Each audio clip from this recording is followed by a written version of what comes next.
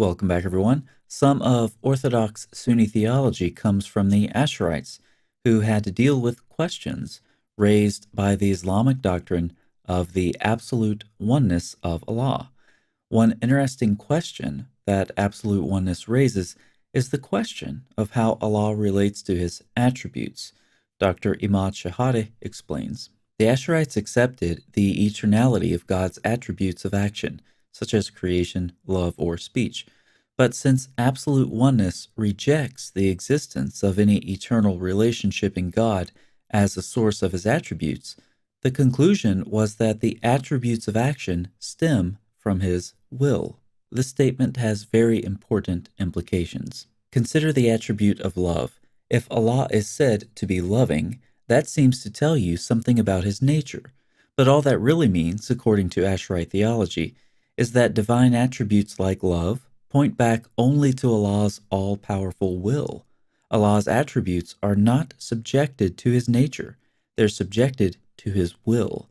In short, this theology makes Allah's nature entirely unknowable. Thus, one cannot say Allah is loving. Rather, all one can say is that Allah, in some specific circumstance, willed to be loving. Dr. Shehadeh quotes Ismail al-Faruqi. The will of God is the nature of God, insofar as I can know anything about him.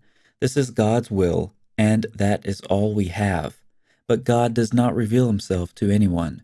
Christians talk about the revelation of God himself, by God, of God, but that is the great difference. You may not have complete transcendence and self-revelation at the same time. Such theology entails that a God of absolute oneness is a God of absolute transcendence, and is therefore unknowable. But there's more to say. Such theology renders Allah unpredictable as well. Dr. Shehadeh quotes a number of scholars on this point. Here's Al-Razi. It is possible, according to our religion, that God may send blasphemers to paradise, and the righteous and worshippers to eternal fire, because ownership belongs to him, and no one can stop him. These hadith are cited as authentic by Ibn Taymiyyah. God holds firmly to two matters, and so he said, "This goes to paradise, and I do not care, and this goes to the fire, and I do not care." God, when he created Adam, showed him his descendants to the right and left, and then said, "Those to the fire, and I do not care, and those to paradise, and I do not care."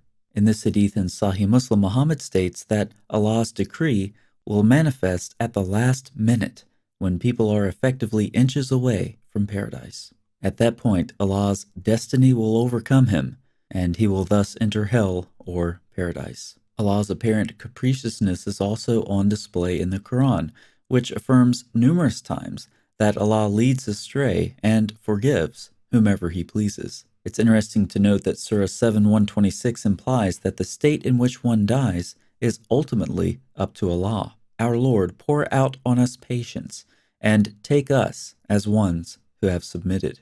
Gabriel Reynolds comments, in this regard, it is perhaps worth pointing out the opinion of the theologian Ash'ari that it is not possible even to say, "I am a Muslim," without adding, "if God wills." Regarding Allah's promises, Sayyid Qutb notes, every time the Quran states a definite promise or constant law, it follows it with a statement implying that the divine will is free of all limitations and restrictions, even those based on a promise from Allah or a law of his. For his will is absolute beyond any promise or law. Now, Qutb says that every time the Quran states a definite promise, it follows it with such a statement. However, I can think of a couple of exceptions to this, but overall, his point is substantial. Allah is therefore ultimately unpredictable.